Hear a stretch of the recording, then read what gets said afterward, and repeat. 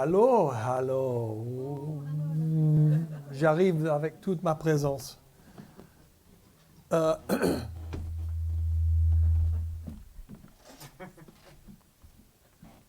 J'aime bien jouer avec François, c'est toujours fun. Hein? Si vous ne connaissez pas François, François, tu peux dire bonjour à tout le monde. Voilà, c'est François.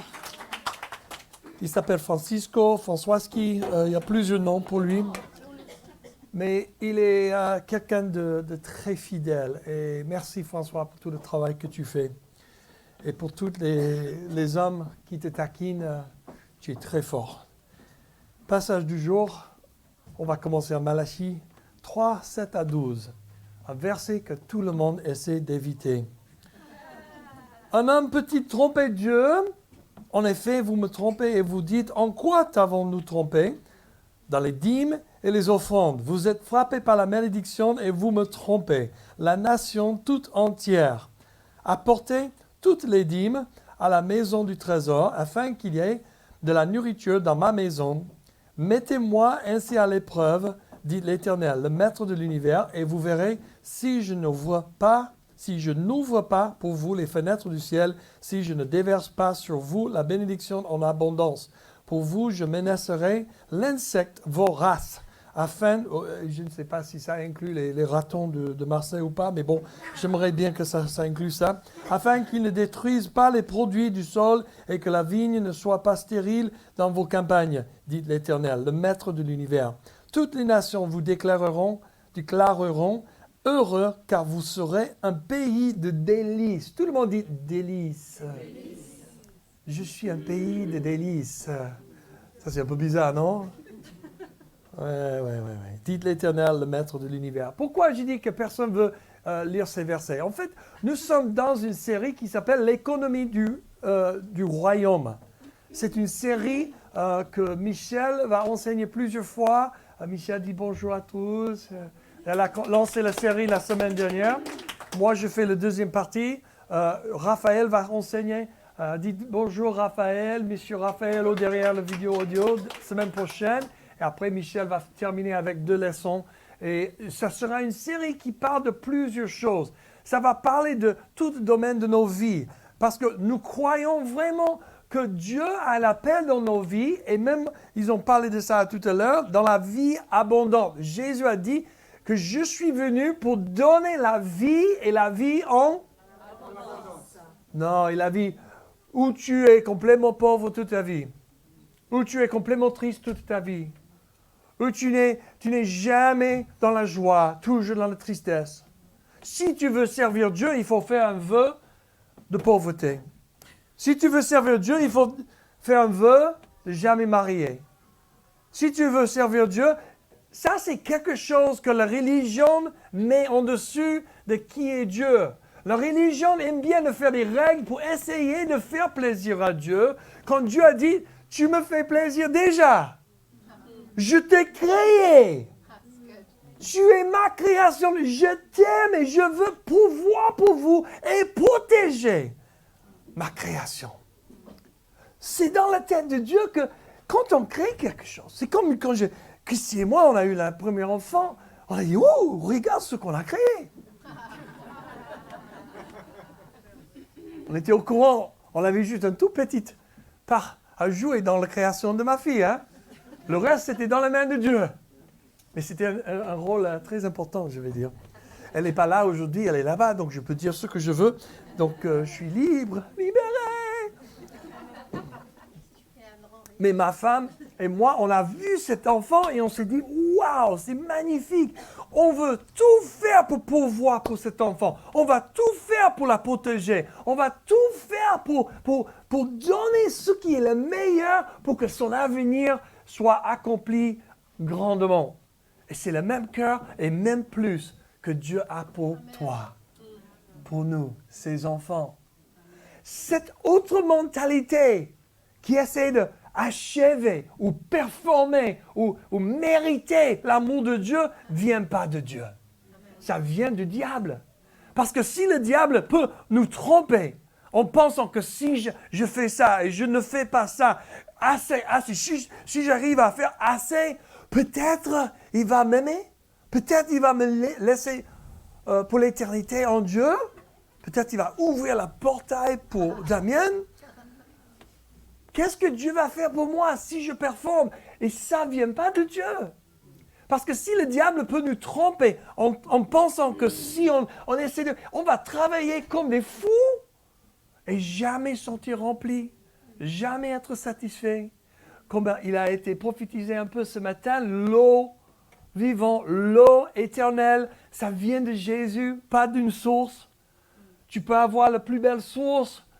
J'aime bien les fontaines de Vaucluse, j'aime bien visiter les différentes zones, j'aime bien toutes les rivières de notre région. J'aime bien visiter, j'aime bien la pêche, et j'aime bien être sous l'eau ou sous l'eau, nager. J'aime bien tout ce qui est l'eau. Toute ma vie de jeunesse, j'ai grandi avec mon père, avec un voilier, sur un lac, avec un autre bateau, j'ai fait la pêche. J'aime bien l'eau. Et tout ce qui est rafraîchissant, c'est rien en comparaison avec l'eau qui vient de Jésus.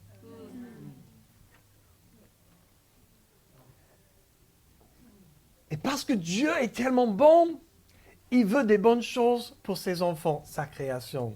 En fait, donc, nous sommes aimés par Dieu si on performe bien ou pas.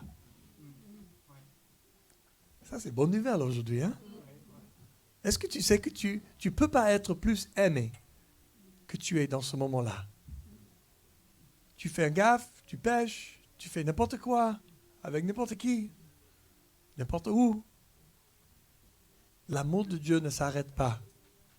Il ne s'arrête pas d'être déversé vers toi. Est-ce que ça veut dire que Dieu est content avec ton comportement? Non, ça c'est un autre sujet. C'est pour ça qu'on a le week-end de victoire, pour nettoyer tout n'importe quoi dans nos vies. Mais en même temps, ça ne change pas l'amour de Dieu, comme mes enfants. Mais quand on parle de l'économie du royaume, c'est commencer à comprendre comment fonctionne le royaume des cieux pour que ça soit manifesté sur la terre. C'est ce que Jésus nous a enseigné. Priez comme ça, notre Père, que ton royaume vienne sur la terre comme au ciel. Que ton royaume soit établi sur la terre comme au ciel. Donc, comment fonctionne-t-il le royaume de Dieu aux cieux? Quand on regarde comment les cieux fonctionnent, comment les anges ils fonctionnent en ordre sous l'autorité de Dieu, et on voit qu'il n'y a aucun regret au ciel, il n'y a aucune larme au ciel. Quand on voit qu'il n'y a personne qui est blessé, il n'y a personne qui est en rejet, au ciel, tout est résolu, tout est guéri, tout est en bonne forme au ciel. C'est exactement ça que Jésus nous a enseigné de prier, que ça soit établi ici sur la terre. Amen. Tout ce qu'on voit comme un clin d'œil vers le ciel dans la Bible, on puisse prier ça pour la terre. Après, la question est pourquoi là, c'est pas ça? Ça, c'est une autre question. Mais on sait que Dieu veut que ça soit établi ici, le royaume des cieux sur la terre. Donc, c'est pour ça qu'on fait une série où on parle justement de comment fonctionne l'économie du royaume. Parce que chaque domaine de nos vies, Dieu veut te donner la vie en abondance. Même pas juste la vie en abondance, on va parler de la joie en abondance. Dans ton boulot, il veut te donner la joie en abondance. Certaines parmi nous ont dit « Tu ne connais pas mon boulot, mon chef. » Je peux imaginer. Dans ta famille, il veut te donner la joie en abondance. Dans tes finances, il veut te donner la joie en abondance. Ouh. Je sais que la semaine dernière, Michel a enseigné pas mal de bons principes vite fait. Je dis, qu'est-ce qui arrive? Oh, c'était tellement bon et tellement rapide. On était obligé de ralentir et prier ça, recevoir ça. Et parmi nous, il y avait peut-être 80% de vous, vous levez et vous avez dit, je veux arriver de marcher avec les principes de l'économie du royaume. À partir de maintenant, je prends une décision pour dire oui à ça et peu importe ce que ça me coûte. Et je ne sais pas pour vous, mais j'ai fait les mêmes décisions, j'ai pris les mêmes décisions. Et cette semaine, c'était un test. C'était un test. Oh, tu as pris quelle décision là? Tu te prends pour qui, hein? Penser que tu vas vivre dans la vie abondante, que tu vas avoir la joie abondante. C'est ça que le diable fait. Il arrive tout de suite pour voler la parole de Dieu. Il arrive tout de suite pour voler, pour détruire. Ça, c'est son but sur la terre. On ne peut pas ignorer que nous vivons sur la terre, mais dans un monde spirituel. Souvent, les gens, ils commencent à douter de Dieu. J'ai vu l'histoire récemment, juste hier soir. Une jeune fille qui était en train de partir en mission, elle est partie pour une autre ville pour faire la mission. Oh, tout en feu, j'ai rencontré il y a 2 ans. Elle était, ouais, Jésus va m'utiliser, blablabla. Je dis, bon, elle est un peu... il y a quelque chose qui n'est pas exactement trop profond là, mais bon, on va prier pour ça. J'espère que ça marche bien pour toi parce que tu es bien entouré avec ton église, etc. 2 mois après, elle est arrivée, elle est tombée dans la dépression à cause de différentes choses, les liens dans la famille, beaucoup de problèmes de dépression. Elle est rentrée et maintenant, 1 an plus tard, je vois ses posts sur Facebook en train de questionner si Jésus est vrai, si le Dieu de la Bible est vraiment vrai. Elle a 21 ans. Elle est déjà en train de déconstruire tout ce qu'elle a compris. Et moi, je vois pas que c'est la volonté de Dieu, ça. Mais en même temps, je connais l'ennemi. Si on ne connaît pas l'ennemi, c'est ce qu'il veut faire dans nos vies, on ne va jamais arriver à reconnaître, c'est lui qui est en train d'arriver, arrête ça tout de suite. C'est pour ça, on voit dans plusieurs endroits, mais surtout quand ils ont reconstruit le mur autour de Jérusalem dans l'Ancien Testament, ils étaient en train de reconstruire le mur. Ils savaient que l'ennemi voulait venir attaquer l'œuvre de Dieu pour reconstruire le mur. Donc, ils ont dit, OK, tout le monde travaille sur le mur avec un outil dans un main et dans l'autre main, c'était quoi? Une arme. Parce qu'ils savaient que si l'ennemi vient, et aussi il y avait une trompette ou quelque chose, c'est ça. Il y avait une trompette. Et là, ils savaient que s'ils sont en train de travailler, et dès que quelque chose, ils voient un ennemi en train d'arriver, ils sonnent les trompettes. Avertissement, l'ennemi arrive. Donc comme ça, ils sont toujours en train de travailler, mais regardez. Je suis toujours en train de regarder et travailler comme ça. Pourquoi? Parce que Dieu ne veut pas qu'on soit tellement dans notre travail, tellement dans notre nombril, qu'on ne voit pas que l'ennemi est en train d'approcher. Il est en train de chuchoter dans nos oreilles, souvent. Blablabla, blablabla. Ils ne t'aiment pas. Ils ne sont pas pour toi. Tu vois comme ils n'ont pas t'appelé. Tu vois comme le pasteur, il n'a pas dit bonjour. Tu vois qu'il était derrière l'écran en train de faire quelque chose. Il pense que les écrans sont plus importants que les gens. Tu vois ça? Oh, c'est moi, hein? Oh, désolé. Je pense qu'il y a quelqu'un d'autre. Toutes sortes de choses arrivent dans nos têtes contre la famille, contre les personnes, surtout contre les personnes qui peuvent nous aider le plus. Amen? Amen.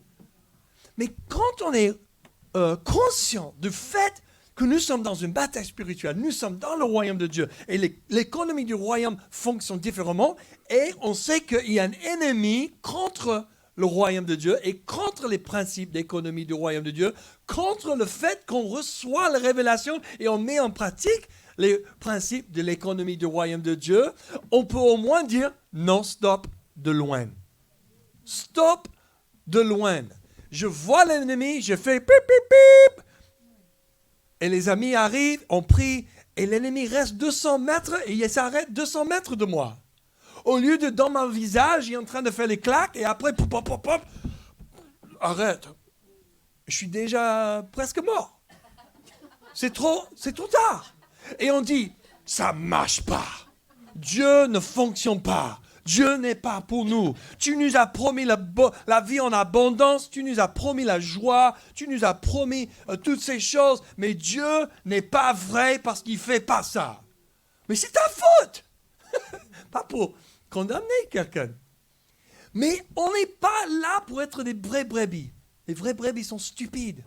Vous n'êtes pas stupides. vous êtes intelligent. Vous avez l'esprit de Jésus-Christ, la Bible dit. Il faut penser stratégiquement. Il faut être conscient que nous sommes dans une bataille. Il faut fonctionner selon les principes du royaume de Dieu et voir comment Dieu va avertir en avance que tu puisses stopper les choses loin de ta vie et de ton sphère d'influence. Oh, je prêche bien maintenant. Je ne sais pas si vous êtes avec moi, mais je suis au ciel là.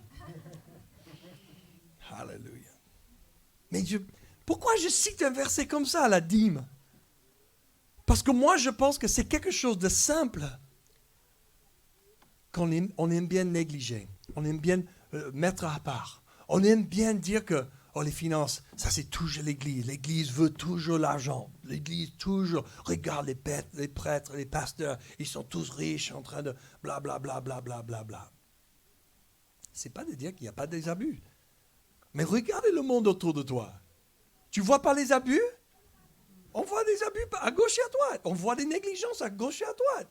C'est partout. C'est pas juste dans l'Église. C'est partout. Pourquoi? Il faut poser les questions plus larges. Pourquoi les abus existent? Parce qu'il y a des gens qui ne sont pas connectés avec Dieu. Ils ne sont pas connectés avec Dieu, ou soit ils sont déconnectés pour un petit moment. Ils sont déconnectés. Et bon, ils reviennent, ils disent, oh, qu'est-ce que j'ai fait? Oh, j'ai fait un gaffe. Et il y a des petits gaffes, on peut résoudre tout de suite, et il y a des plus grands gaffes qui prennent beaucoup plus d'efforts pour réparer. On peut pas, je connais pas mal des situations où les gens, ils disent, bon, je peux juste faire un petit truc là, c'est 5 €, il n'y a pas de souci, là, ils font un petit truc, un petit compromis, pour 5 €. Personne ne pose la question. Donc la prochaine fois, c'est 10 €. Prochaine fois, c'est 50 €. Prochaine fois, c'est 100 €, 1000 €, 10 000 €. Et d'un coup, bureau des impôts, qu'est-ce que tu fais là-bas? Je paie mes impôts, je pense. J'essaye. Ah bon? Pourquoi tu as tout cela dans le compte bancaire ou là dans le bocal des cookies? Ça marche en anglais. Pourquoi tu as caché cet argent sous le matelas? Voilà, ça marche en France.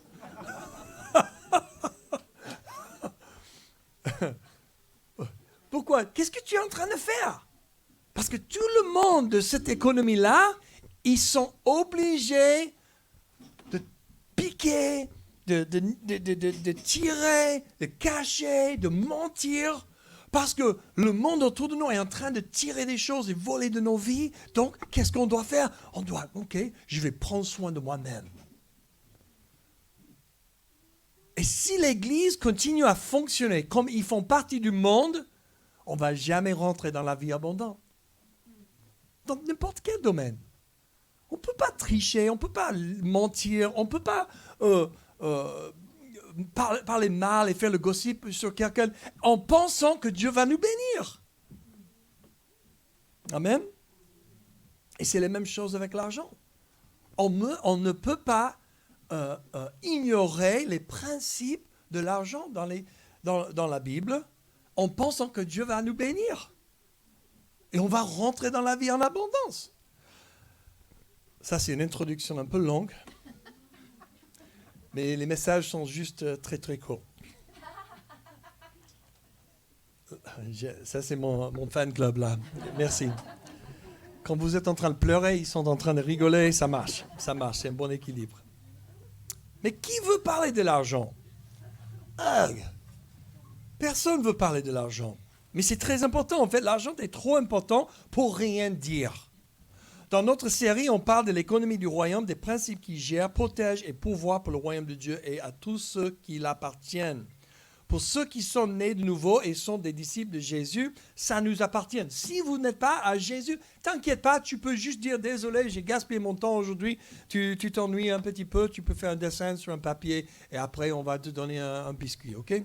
Désolé. » Mais si vous appartenez à Jésus, faites attention là. Ou si vous êtes intéressé de peut-être suivre Jésus, fais attention là. Parce qu'il y a des principes qui vont libérer des choses dans ta vie financièrement dont tu as besoin si tu veux obéir à Dieu. Ça touche beaucoup plus de domaines que juste l'argent, mais ça inclut l'argent. Et c'est mon boulot aujourd'hui de parler du sujet de la principe de la dîme. On y va. Est-ce que vous savez que 15 sur 45 paraboles de Jésus, il parlait de l'argent? 15 sur 45. Ça, c'est 1 sur 3. Ça, c'est si je prêche sur la dîme et les offrandes tous les 3 semaines ici. Ouais, on y va? Oh, on peut faire une rotation. Michel, une semaine et 3 semaines, c'est moi, et après, c'est Michel. Bam, bam, bam, bam. Les gens vont dire, il parle que de l'argent dans cette église. C'est Jésus qui a parlé de l'argent beaucoup. 15 sur 45. 5 sermons. Je vais arrêter là.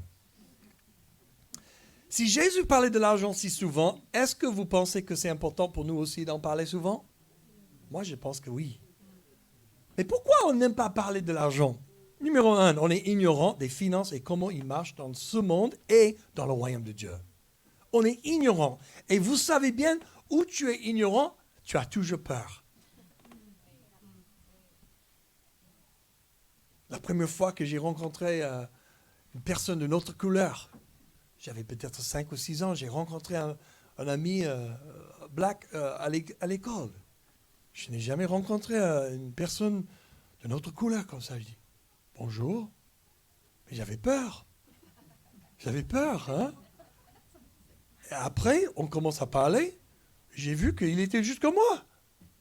C'est juste la couleur de peau qui était différente. Il n'y a pas de souci. On y va. Mais c'est parce que j'ai parlé avec lui. J'étais plus ignorant. C'était pas un racisme dans mon cœur. J'étais pas contre lui. J'étais pas, oh là là, il y a quelqu'un de notre couleur. C'était juste ce que je connais pas. J'étais effrayé un peu. Première fois que tu rentres dans un nouveau boulot. Les choses que tu connais pas, tu es un peu réticent, non? C'est pas comme tu marches dedans. Bonjour, je suis là, je prends ma position. Qui est là, hein? On y va? Tu ne peux pas faire comme Michel, comment elle a fait la semaine dernière.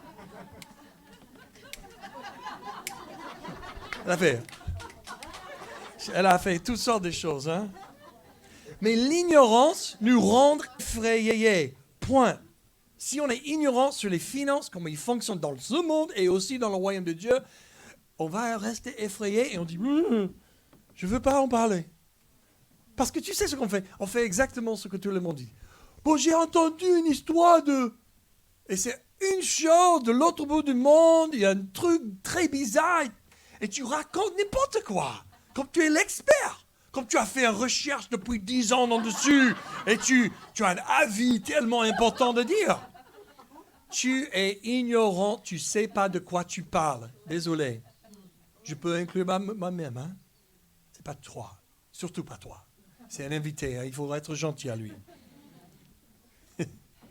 Deuxième raison pourquoi on ne veut pas parler de l'argent, c'est on est frustré avec nos finances particulières. Là, on ne voit pas beaucoup d'avance. On ne voit pas beaucoup de progrès. On voit juste 0.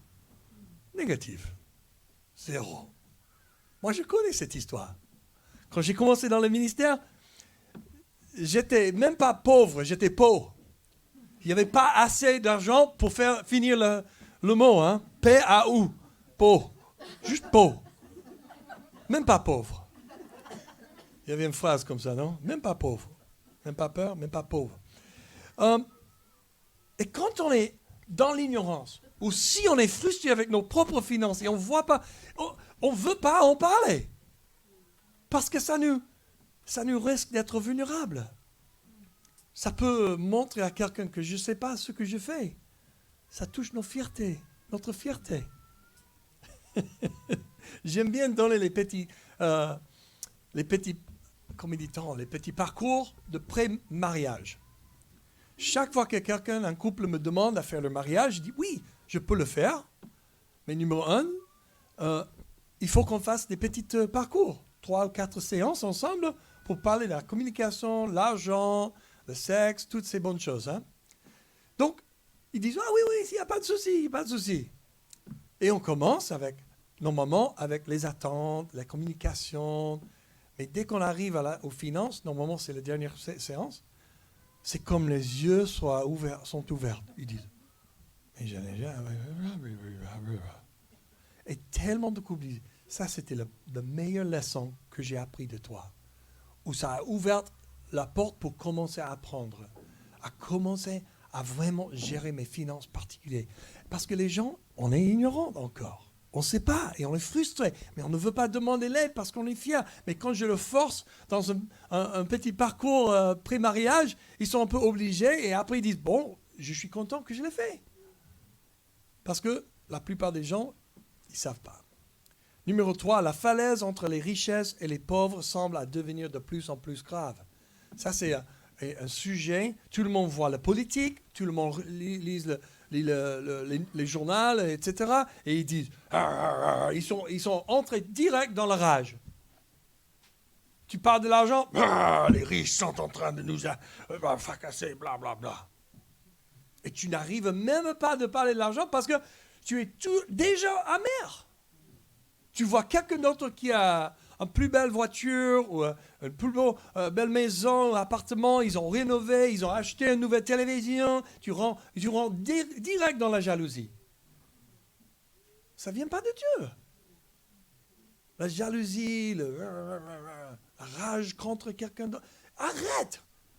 Fais attention à Dieu et ton problème. Prends soin de ta vie d'abord. Arrête juste oublie ça. Parce que ce qu'on parle ici, c'est l'économie du royaume. Et l'économie du royaume de Dieu, toujours est superposée sur le royaume de ce monde. C'est-à-dire qu'il est plus puissant que ce monde. C'est-à-dire que si j'obéis au principe de l'économie du royaume de Dieu, soit dans les finances, soit dans les relations, soit dans n'importe quel domaine, Dieu peut faire surnaturellement ce que ce monde ne peut pas bloquer. Et c'est là le problème.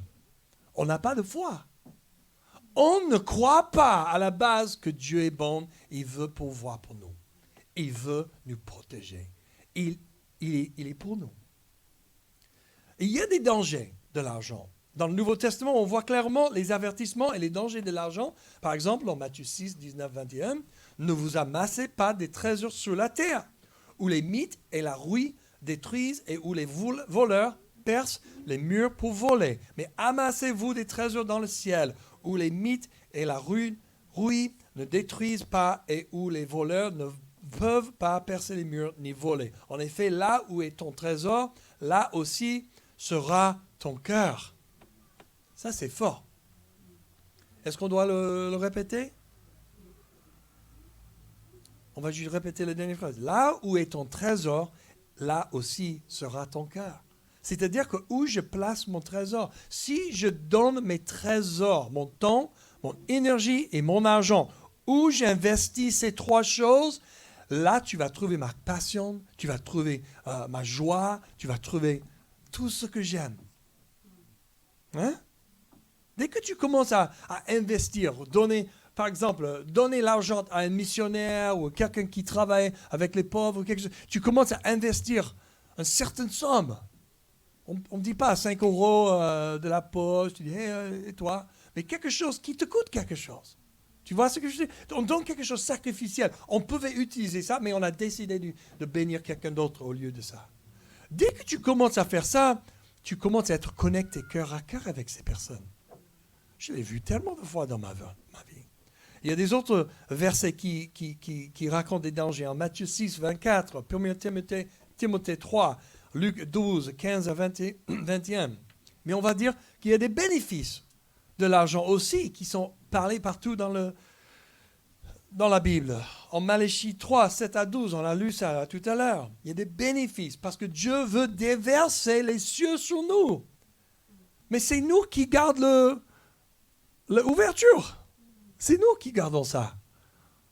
Est-ce qu'on va ouvrir les cieux ou est-ce qu'on va bloquer les cieux sur nos vies? Et c'est vraiment les choses. Dieu veut nous bénir. Proverbe 11, 25 dit, « L'âme généreuse sera comblée. Celui qui arrose sera lui-même arrosé. » Tu vois, on voit les gens qui sont arrosés.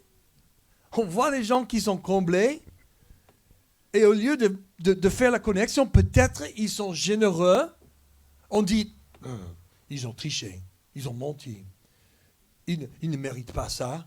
On rentre dans une mentalité esclave, personne qui n'est pas dans la famille de Dieu, et on rentre dans cette autre mentalité de ce monde qui disent que je dois mériter quelque chose. Est-ce que tu as mérité le salut en Jésus-Christ? Si tu suis Jésus, tu sais tout de suite, j'ai mérité rien. Si tu me demandes qu'est-ce que je mérite dans cette vie, je mérite l'éternité avec le diable. Pourquoi? Parce que je suis au courant avec les péchés dans ma vie du passé. Ce que j'ai fait jusqu'à 20 ans, j'étais égoïste, narcissique, j'ai suivi mon propre voie, j'étais mon propre Dieu. Si tu fais ce que tu veux faire, quand tu veux le faire, comme tu veux le faire, tu es ton propre Dieu. Il ne faut pas dire que Dieu n'existe pas. Non, il existe, c'est toi. Arrête de dire que je ne crois pas. Oh ouais, tu crois bien. Tu crois fortement. Tu es le plus grand Dieu de ta vie. Bravo, tu es arrivé. Et vois combien ça va te combler. Vois combien ça va te faire satisfaire dans la vie.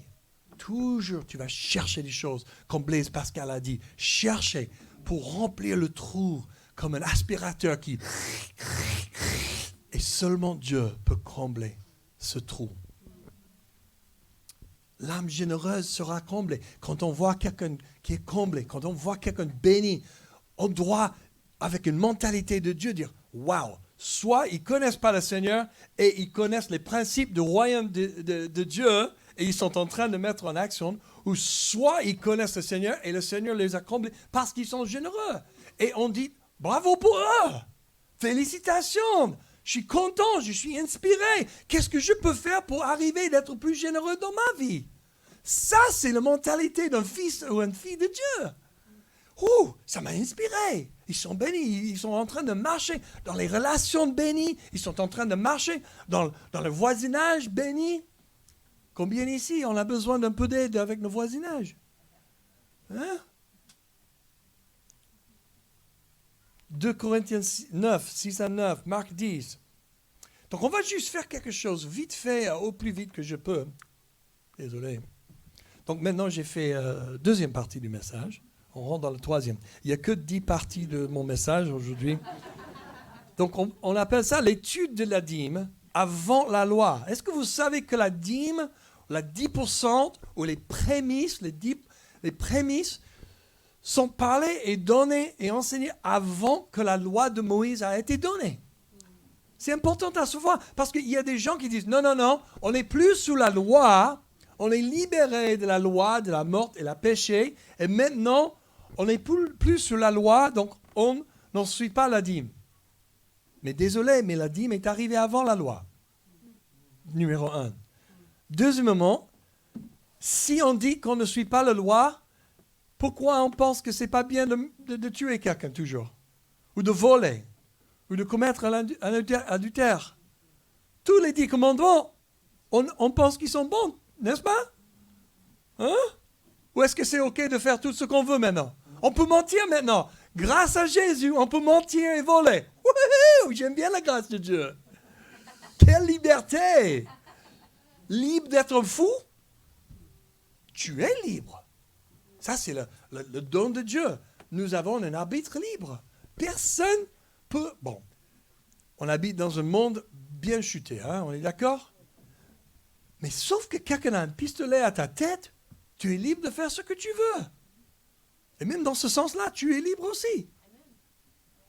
Je connais des gens, Fiona et des autres personnes, kidnappées, attrapées dans les voitures, les personnes avec les pistolets ou avec les Kalachnikov et toutes sortes de choses, en train de menacer à la vie. Fiona a raconté son histoire en Afrique du Sud. Marita aussi à Paris a eu la même expérience, un peu différente. Mais jusqu'à Jésus est arrivé, il les a sauvés. Par rapport à la prière et la foi en Dieu, ils ont juste dit, bon, ok, on y va. Ils ont décidé de ne pas les tuer.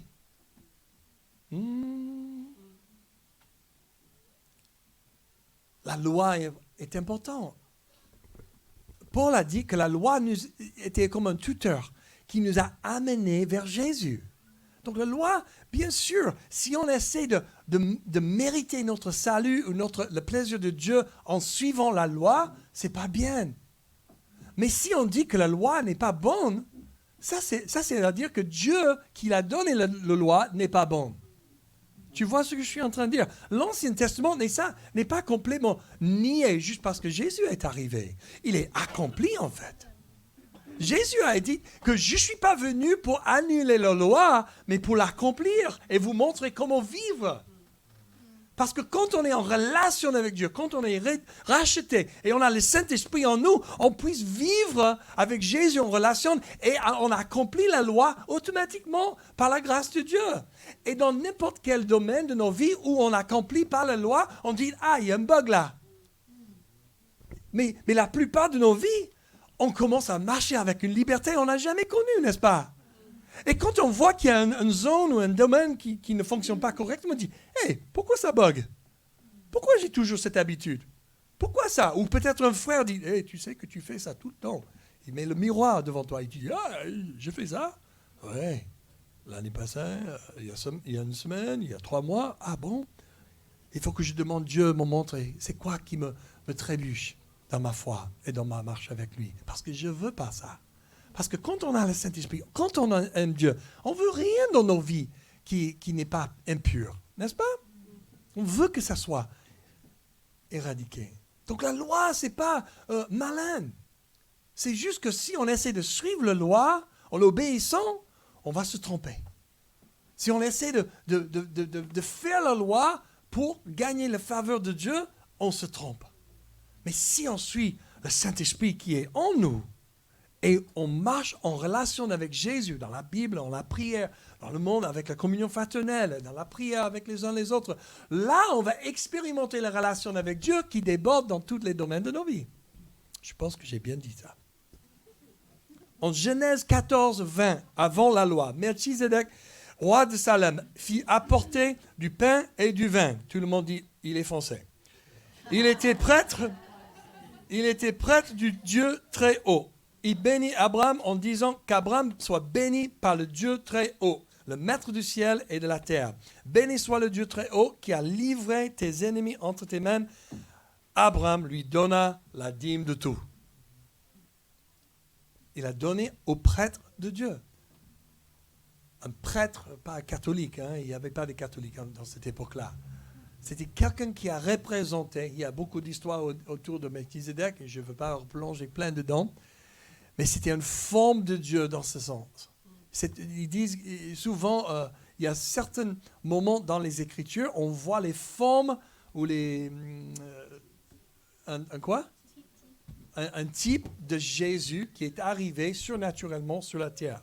Melchizedek a reçu la dîme parce que Abraham a gagné une bataille par la force et par la grâce de Dieu. Donc il a donné 10% de tout ce qu'il a gagné. C'était 10% ce qu'il a gagné dans cette bataille. C'était avant la loi de Moïse est venue, etc. Mais la loi est arrivée. Après Moïse, il est sorti d'Égypte, le peuple de Dieu. En Lévitique 27, éventuellement, Dieu a dit, voici les choses que je veux que le peuple obéisse pour leur protection et pour ma provision dans leur vie. Il a dit en 27, 33, nous dit que la dîme est sainte pour le Seigneur. 1 part sur 10 devrait être donné au Seigneur. En fait, c'est le premier 10%, les prémices de tout ce qu'on gagne. C'est cette première 10% qui est saint pour le Seigneur. C'est la loi pour protéger et pourvoir pour le peuple de Dieu. En Nombre 18 nous enseigne que la dîme est donnée par le peuple de Dieu pour soutenir les Lévites, qui étaient les prêtres ou les personnes qui ont travaillé pour les sacrifices, pour faire la connexion avec Dieu entre le peuple et Dieu. Ils étaient comme comment dit-on ça, la personne entre les deux. Intermédiaire entre les deux. Donc, ils ont servi Dieu pour aider les gens à être corrects avec Dieu, avec le péché. Donc, ils avaient un système de sacrifice, ils ont amené les bêtes, les animaux, et les prêtres ont sacrifié les animaux, et par ce sang des animaux, les agneaux, les différents animaux, leurs péchés ont été couverts. Tu vois ce que je suis en train de dire? C'était un système tellement compliqué, mais les prêtres, ils ont fait tout le travail, ou le ministère, pour aider les gens à faire les choses et rester corrects devant Dieu. Voilà, les Lévites, ils étaient importants. Et ils ont fait les actes pour connecter les gens avec Dieu, et aussi, ils ont gardé le temple en correct, en forme, entretenu. Les Lévites étaient le tribu choisi pour faire le ministère devant Dieu et les tâches du temple. Guider les prières, guider l'adoration, sacrifier les animaux pour le pardon des péchés, maintenir la propreté du temple et les ustensiles du temple. La signification pour aujourd'hui, c'est que les ministères du culte et les besoins de l'Église soient fournis.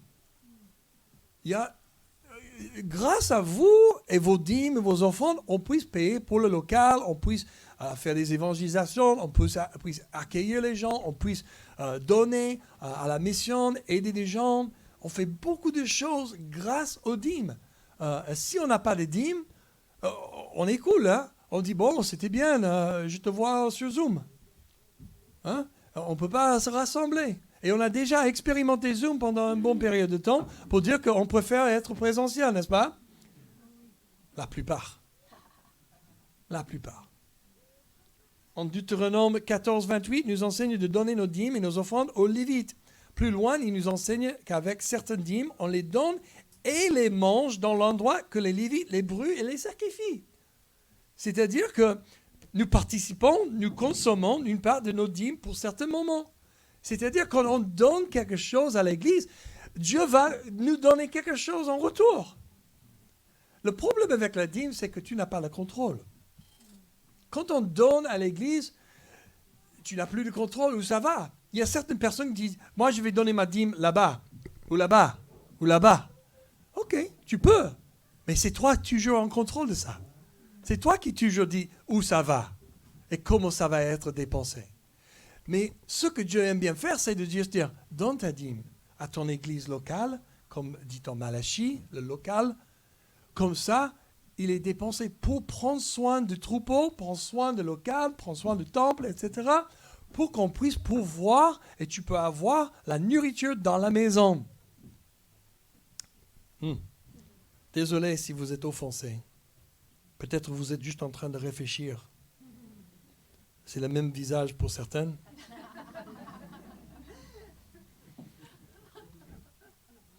C'est comme quand l'Église offre des formations, des séminaires, des baptêmes, les cultes du dimanche. L'Église qui prend en charge de pas mal de frais pour rendre possible des moments d'enseignement, louange, communion fraternelle, prière, etc. Clarification sur la dîme de l'Ancien Testament. La dîme était le premier 10% de tout ce qu'on gagnait. C'est-à-dire que si je reçois un cadeau de mes parents ou d'une personne, c'est pas la même chose. On ne donne pas une dîme sur les cadeaux de quelqu'un. Mais où je travaille, là que je gagne quelque chose, c'est là 10%, c'est saint devant le Seigneur. Les bêtes qui ont reproduit, les blés, les fruitiers, tout ce que tu fais pour bosser, pour gagner, tu donnes une dîme de tout ce que tu gagnes. Alors aujourd'hui, c'est notre salaire qu'on gagne des boulots que le Seigneur nous a donnés. On doit recevoir notre paycheck et puis donner au Seigneur la première 10% avant qu'on paye quel que soit le cas. Les gens, ils ne sont pas d'accord avec ça. Tu sais ce que la plupart des gens, ils font ça? Pas vous, je parle des autres chrétiens. Ils disent, je vais faire tout mon budget, et je vais payer toutes mes choses, et si à la fin du mois, il reste quelque chose, je vais donner ça à Dieu.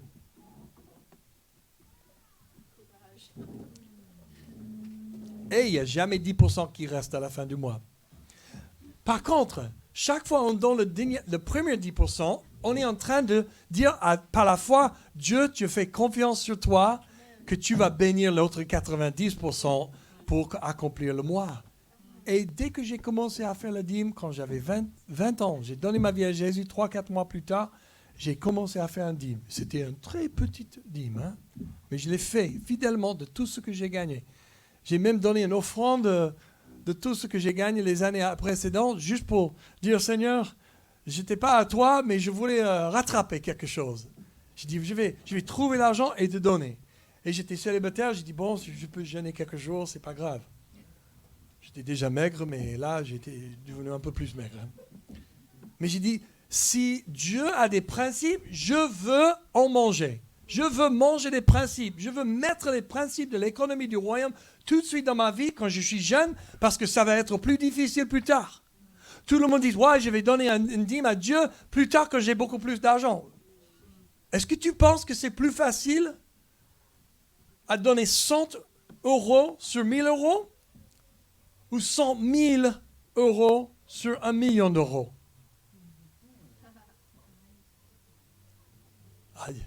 Je ne suis pas arrivé à ce point-là dans ma vie personnellement. Mais je connais des gens qui écrivent des chèques pour 200 000 dollars ou euros à la fois. Ils peuvent faire ça d'un coup. On a reçu un cadeau pour Évolution 13, notre ancien café. Quelqu'un nous a donné 150 000. Elle m'a appelé. Qu'est-ce que tu as besoin dans ce moment? Notre entreprise est en train de vendre et faire quelque chose. J'ai un peu d'argent. Combien tu veux? Je n'ai pas osé de dire le vrai somme que je voulais. C'était 300 000 euros. Donc j'ai dit, 100 000, 120 000, quelque chose comme ça, si vous avez assez pour ça. Et elle a dit, oui, on va juste faire 150, comme ça c'est arrondi. Pourquoi je n'ai pas demandé 300? Ma foi est trop petite, Seigneur, aide-moi. Et il y a des gens qui peuvent faire ça. Mais tu penses que c'est plus facile de donner 100 000 euros quand tu n'as jamais donné toute ta vie? Tu attendais jusqu'à ce moment-là, tu vas partir 100 000 comme ça? Ah non, c'est beaucoup plus difficile. Non, tu commences avec où tu es. Et comme un principe, comme j'ai fait. Et l'année après l'année, comme le Seigneur te bénit, il va continuer à augmenter. Et quand tu arrives à une certaine somme, tu ne penses plus à ça. Ma femme et moi, on donne la dîme, toujours fidèle avec ça. On est des missionnaires. On gagne notre soutien des gens qui sont généreux à Dieu, qui nous donnent l'argent pour qu'on puisse faire la mission. On paye pour les vols, on paye pour toutes sortes de choses. On a des frais à gauche et à droite, mais Dieu continue de nous bénir. Il pourvoit. Pourquoi? Moi, je crois, parce que moi, j'ai entré, et Christy aussi, quand on était jeune, dans le principe de la dîme. C'est un des principes. Il ne faut pas penser que si je paye mes dîmes, c'est bon. Je peux faire toutes sortes de péchés et je suis béni maintenant. Non, ça ne marche pas comme ça aussi. Je préfère la bénédiction de Dieu sur 90% qu'aucune bénédiction sur le 100%. Dans l'Ancien Testament, ça faisait partie de la loi et tout le monde était obligé de le faire pour faire plaisir à Dieu et rester sous son protection et provision. Mais on a lu cela en Malachie 3, le passage du jour, mais aujourd'hui, sous le Nouveau Testament, c'est la nouvelle alliance. Nous croyons que la loi a été un tuteur de nous amener à Christ. Alors maintenant que nous sommes en Christ, il n'y a pas de condamnation pour ceux qui sont couverts par le sang de Jésus. Et on n'est plus sous la loi du péché et la mort, mais comme Romains 8 disent, en effet, la loi de l'Esprit qui donne la vie en Jésus-Christ m'a libéré de la loi du péché et de la mort. Dieu voulait montrer sa bonté aux gens et partager son abondance avec tout le monde. Il a dit à Abraham, je te bénirai pour être une bénédiction pour les nations. C'est le but de Dieu. Dieu veut nous bénir, mais comment il va nous bénir? Quand on marche selon ces principes de l'économie du royaume. La dîme et les offrandes sont l'idée de Dieu. Ce n'est pas mon idée. Je n'ai pas emprunté ça de quelqu'un d'autre. J'ai lu dans la Bible. C'est dans la Bible. C'était avant la loi, c'était pendant la loi, écrit dans la loi. Mais même Jésus a parlé des dîmes. Il a reproché les religieux en disant, vous donnez les dîmes de menthe et des petites herbes. Vous êtes en train de couper les herbes dans votre jardin, votre potager. Vous voyez, les pharisiens, ils étaient tellement religieux, et les sadducéens, ils ont coupé ce qu'ils ont poussé dans le jardin. Ils ont dit, ok, c'est quoi 100%, c'est quoi 10%? Et ils ont coupé un petit portion, ils disent, voici Seigneur, c'est pour toi. Mais ils ont négligé de prendre soin de leurs parents, qui étaient âgés, avec les fragilités et les problèmes de santé. Donc ils ont dit, non, désolé, je ne peux pas vous aider, maman et papa, parce que tout ce que j'ai donné à Dieu. Ils étaient en train d'utiliser la dîme comme une excuse pour ne pas prendre soin de leurs parents. Jésus n'était pas en train de dire qu'il ne faut pas donner la dîme, il faut donner la dîme à tes parents. Il n'était pas en train de dire ça. Il a dit quelque chose en soi, il faut faire les deux. Prends soin de tes parents, prends soin de la dîme et vois comment c'est moi qui va pourvoir pour vous. C'est toujours une question de foi à la fin. La dîme et les offrandes sont l'idée de Dieu. Et c'est un principe universel avant la loi et dans le Nouveau Testament. C'est une épreuve de Dieu pour tester nos cœurs. C'est vraiment une épreuve. On a vu ça en Malachie. Teste-moi, dit Dieu. Teste-moi. On va le relire parce que j'aime bien ça. Qu'est-ce qu'il a dit là? Apportez. Il a dit, vous êtes frappés par la malédiction et vous me trompez, la nation tout entière. Apportez toutes les dîmes à la maison du trésor ou la maison de Dieu, afin qu'il y ait de la nourriture dans ma maison. Mettez-moi ainsi à l'épreuve. Qu'est-ce que ça veut dire? Mettez-moi ainsi à l'épreuve. J'ai fait un test avec quelqu'un il y a quelques mois. J'ai dit, donne ta dîme pendant un mois, et si ça ne te plaît pas, je te rembourse. Après un mois, j'ai dit, tu veux ton argent? Il a dit, non, Dieu m'a béni. Ah bon? J'ai pensé que j'étais vraiment biblique là. J'ai donné un test. Vas-y, je connais une église qui a dit, pendant le Covid-19, ils ont dit à une église de 5000 membres, continue à donner tes dîmes et fais confiance en Dieu. Et si tu veux un remboursement, demande-nous. Mais testez Dieu. Ils n'ont jamais raté. Personne n'a demandé un remboursement pendant toute la Covid-19. Tu vois?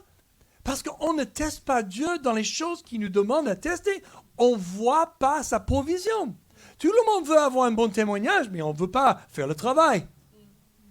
Je veux gagner dans les Olympiques, les Jeux Olympiques, mais je ne veux pas faire tous les entraînements tous les jours. Je veux juste manger, boire de la bière et dire « Ouais, un jour, je vais arriver. » Bon, il y a certains sports, tu peux le faire. Hein? L'entraînement est un peu plus douce. Hein? Mais qui va gagner un grand athlète sans travailler, sans tester, sans pousser les limites? Et Dieu est comme ça. Il veut qu'on le teste et voit combien il est bon, combien il est pour toi. Amen. Bon. Ouais, désolé, vous êtes arrivé un jour, on parle de l'argent. C'est tous les 3 semaines maintenant. Non, je rigole. Dans le Nouveau Testament, Dieu nous montre qu'il nous aime encore et qu'il voulait la vie en abondance. Voici quelques versets de l'Ancien et du Nouveau Testament, juste vite fait. Éphésiens 3, 20. À celui qui, par la puissance qui agit en nous, peut réaliser infiniment au-delà de ce que nous demandons ou même pensons. À lui soit la gloire dans l'Église et en Jésus-Christ pour toutes les générations, pour l'éternité. Dieu sait ce que tu penses. Il sait ce que tu es en train de regarder. Combien est-ce que tu peux croire que Dieu veut te bénir? Parce qu'il va aller au-delà de ça. Est-ce que tu as pris un moment récemment de juste rêver avec Dieu? J'aimerais bien être marié. Non, vous rêvez de ça trop souvent. Ok, on va changer un autre sujet. Non. J'aimerais bien avoir un bon boulot, Seigneur. Je peux imaginer que j'ai un bon boulot. Je peux imaginer que tu me bénis avec un bon boulot et je gagne une certaine somme, que je puisse être une bénédiction aux nations. Et Dieu dit, ok, je vais faire au-delà de ça. Mais il nous attend de rêver avec lui un peu. Qu'est-ce que tu penses? Il veut faire toujours mieux que tu penses. Chaque mission, chaque chose, chaque vision que le Seigneur m'a donnée, je commence à croire, je commence à dire, oui Seigneur, je crois que tu peux faire ça, je crois que tu peux gagner 12 personnes à Jésus-Christ en 2017. On croit et on commence à prier pour ça et on imagine. Et Dieu fait 18. Et Dieu fait plus que 18. Chaque fois, on lance une vision, on lance quelque chose, on imagine quelque chose de bon avec Dieu. Dieu aime bien de nous montrer combien il est au-delà de ça. En Psaume 37, 11, les humbles possèdent le pays et ils jouissent d'une paix abondante. En Nombre 14, 18, dit que Dieu est abondant en gentillesse. Et en Jean 10, 10, le voleur vient seulement pour voler, pour tuer et pour détruire. Moi, je suis venu afin que les hommes aient la vie, une vie en abondance. La mentalité et la pensée de Dieu est de l'abondance. Notre Dieu est un Dieu d'abondance qui aime bien de partager son abondance avec tous ses enfants. Dieu veut qu'on expérimente sa bonté et abondance dans chaque domaine de nos vies, la physique, l'intellect, les relations, les finances et notre carrière.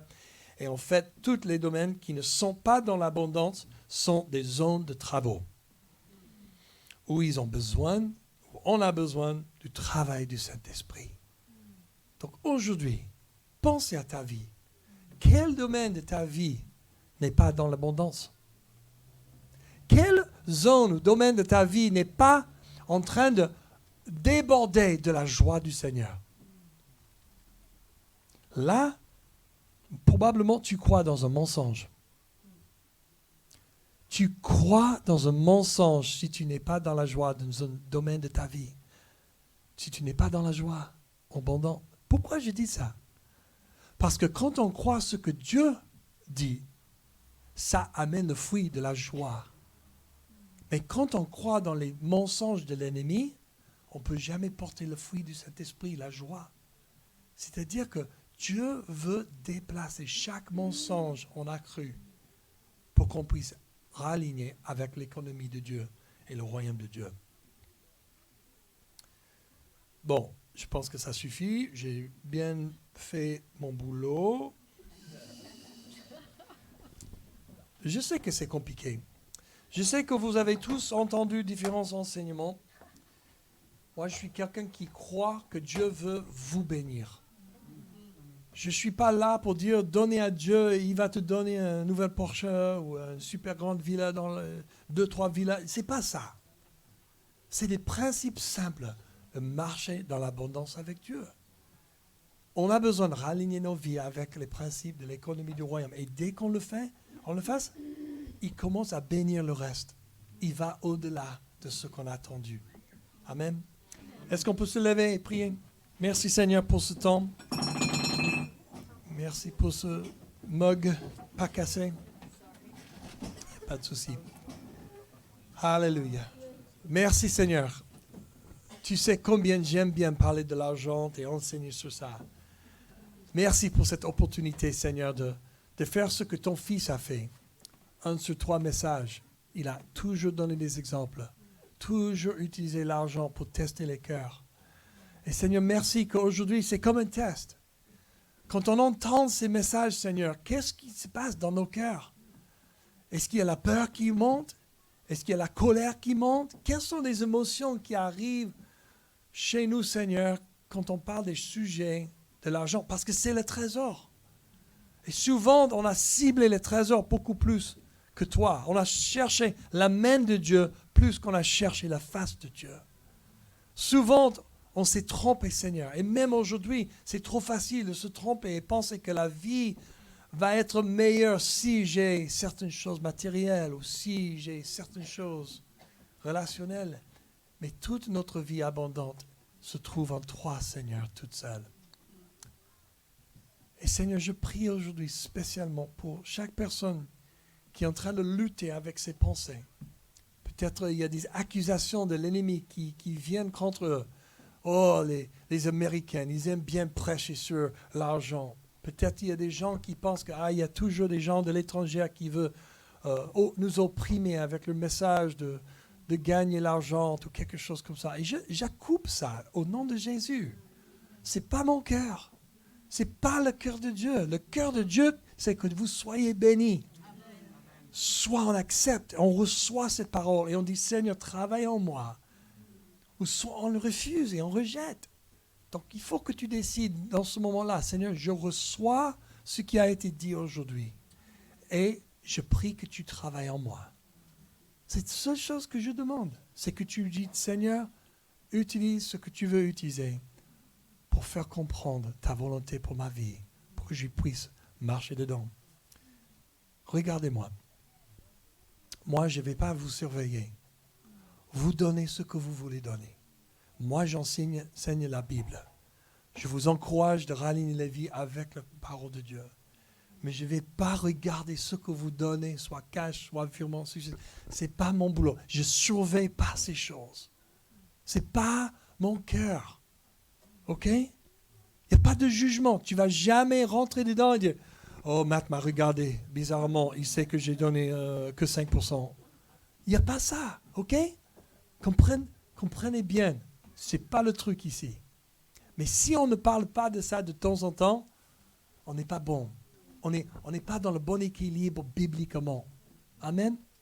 Pour moi, je crois ça avec toute la conviction de mon cœur et j'ai expérimenté la bénédiction de Dieu dans plusieurs domaines de ma vie parce que j'ai réaligné au moins 7 principes dans ma vie. Et moi, je crois en ça avec tout mon cœur. Mais c'est à toi de décider avec Dieu. Qu'est-ce que tu penses à tout cela? Et comment tu vas réagir? Et comment tu vas aligner ta vie? Ça, c'est entre toi et Dieu. Amen. Je vous aime. Bon dimanche et bonne discussion, hein?